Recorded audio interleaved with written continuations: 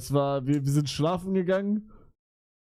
Wir sind beide gleichzeitig aufgewacht um 6 Uhr morgens. Sie fragt, ob ich Condoms dabei habe. Ich sag ja. Und dann bin ich nach 30 Sekunden gekommen.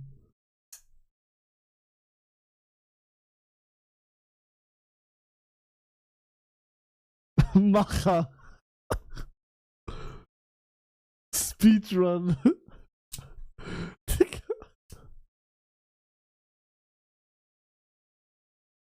Und dann habe ich ihr gesagt, yo, die Party ist vorbei. Und dann sie so, hä, wie, was? Sag doch warum. Und dann muss ich so sagen, ja, ich bin gekommen. Und dann habe ich weiter geschlafen.